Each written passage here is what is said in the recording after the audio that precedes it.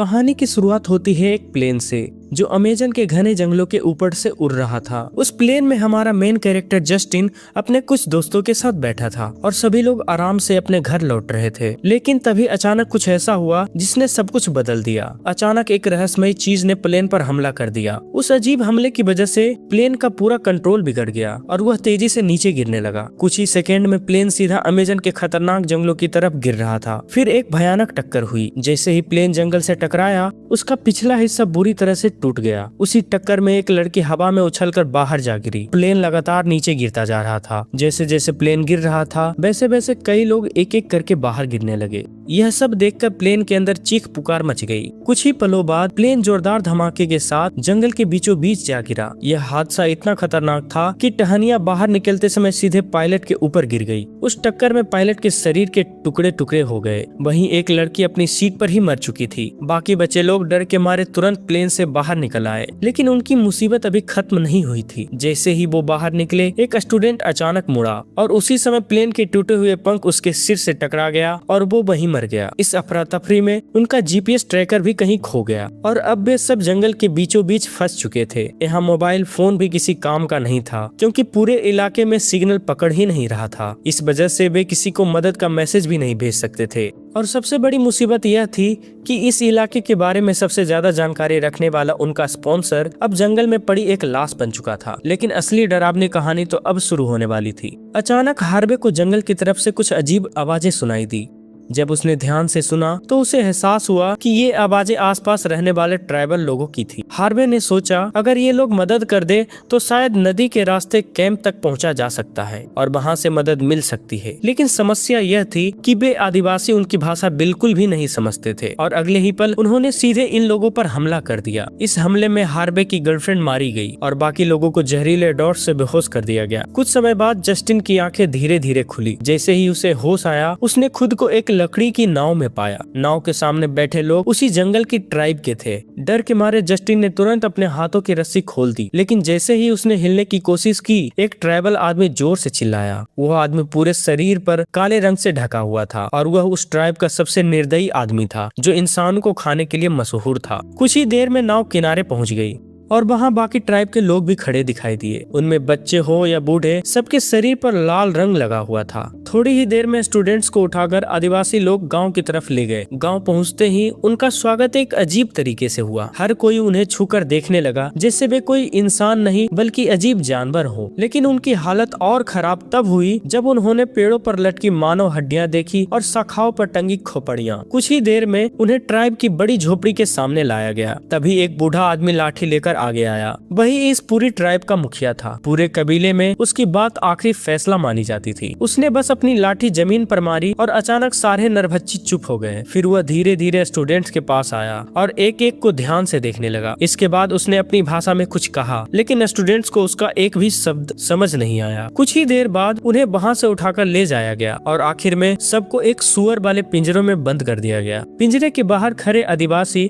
उन्हें ऐसे घूर रहे थे जैसे कसाई खाने में खड़े जानवर को देखा जाता है। लेकिन सबसे बुरी किस्मत उस मोटे लड़के की थी। उसे अकेला बाहर छोड़ दिया गया। थोड़ी देर बाद एक बूढ़ी औरत उसके पास आई। उसने उसे कटोरे में भरा अजीब पानी जबरदस्ती पिला दिया। अगले ही पल उसे धक्का देकर एक बड़ी चट्टान पर लिटा दिया गया। उसके हाथ भी काट दिए गए। जब तक वो समझ पाता कई ताकतवर लोग उसके हाथ पैर दबाकर पकड़ चुके थे। तभी ट्राइब का लीडर उसके सामने आया और उसने अपने चाकू से उस मोटे लड़के की आंख निकाली और उन्हें चाटते हुए खाने लगा। इसके बाद उसने उसकी जीभ भी काट दी और बेरहमी से खा गया। उसी समय वह काला कसाई एक बड़ा चाकू लेकर आया और उस लड़के के हाथ पैर काटने लगा। कुछ ही देर में उसका शरीर टुकड़ों में बदल गया। पूरा गांव अब उस शरीर को ऐसे काट रहा था जैसे कसाई सुअर का मांस काटता है। कुछ ही देर में पूरे गांव में मांस की गंध फैल गई। यहाँ तक कि छोटे बच्चे भी खुशी से नाचने लगे। दूसरी तरफ जस्टिन और उसके साथी यह सब देखकर कांप रहे थे। अब उन्हें पूरी तरह यकीन हो गया था कि वे सच में नरभक्षियों के शिकार बन चुके हैं। लेकिन उनमें सिर्फ हार्वे ही शांत था। उसने अपना फोन निकालकर सिग्नल ढूंढने की कोशिश की ताकि किसी से मदद मांग सके, लेकिन यहाँ सब बेकार था क्योंकि इस जंगल में कोई सिग्नल नहीं था और सामने का दृश्य एक इंसानी दावत जैसा था। बस फर्क इतना था कि उनकी थाली में खाना नहीं बल्कि इंसान का मांस था। लेकिन कहानी का सबसे डरावना पल अभी भी बाकी था, क्योंकि जैसे ही रात होती है इन नरभक्षियों की असली भूख जागने लगती है। उधर पिंजरे के अंदर बैठी लड़की ने जैसे ही सच समझा वह पूरी तरह टूट गई। गुस्से और डर के बीच वह अचानक उठी और अगले ही पल उसने कटोरा जमीन पर दे मारा। फिर बिना एक सेकंड सोचे उसने अपने ही गर्दन काट ली।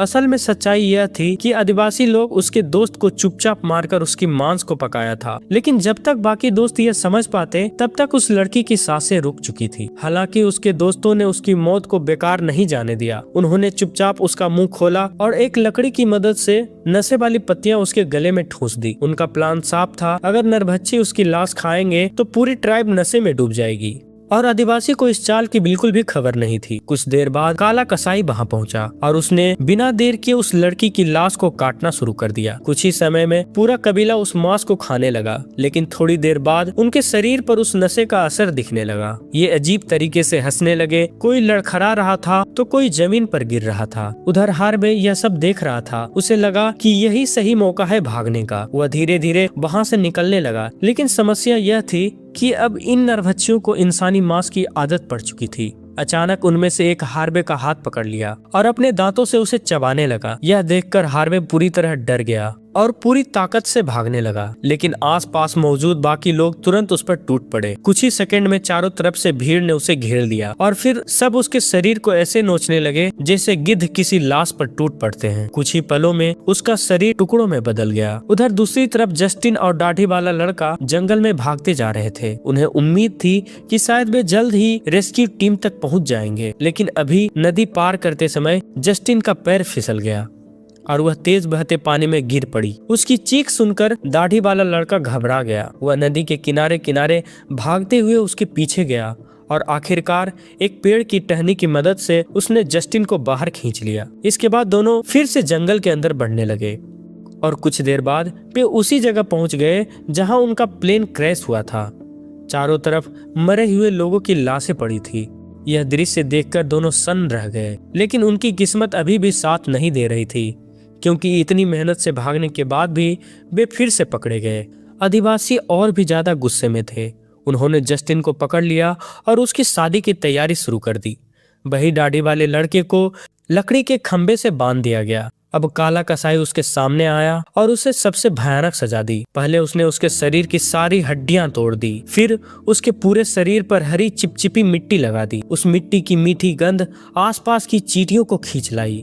कुछ ही देर में सैकड़ों चींटियां खंभे पर चढ़ गई और उसके शरीर पर फैल गई। वे उसकी चमड़ी को बेरहमी से काटने लगी। उसके चीखने की आवाज पूरे जंगल में गूंजने लगी।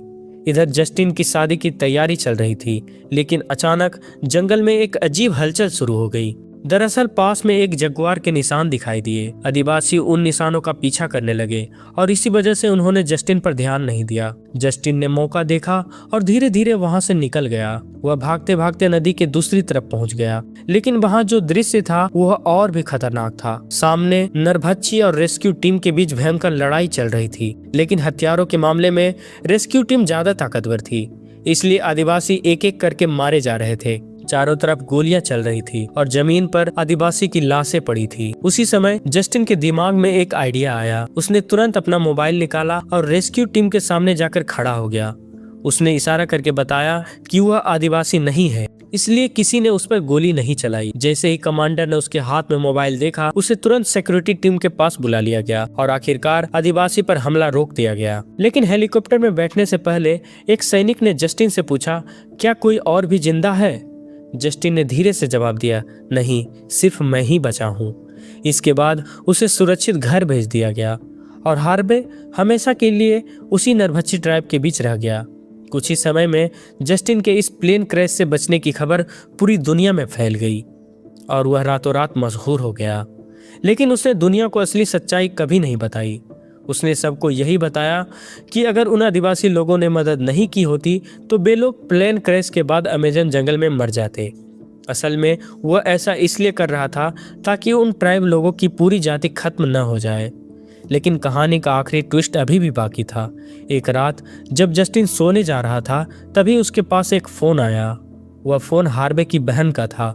उसने बताया कि सैटेलाइट इमेज में उन्होंने एक आदमी देखा है जिसका पूरा शरीर काले रंग से रंगा हुआ था और उसके हाथ में वही ट्राइबल हथियार थी। आनी हार्बे अब उस निर्भच्छी ट्राइब का नया ब्लैक बुचर बन चुका था। और इसी खौफनाक सच्चाई के साथ ये फिल्म यही खत्म हो जाती है। अगर ये कहानी आपको पसंद आई तो वीडियो को लाइक एंड चैनल को सब्सक्राइब जरूर कर दीजिएगा।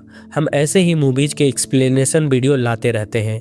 तो मिलते हैं नेक्स्ट वीडियो में, तब तक के लिए धन्यवाद।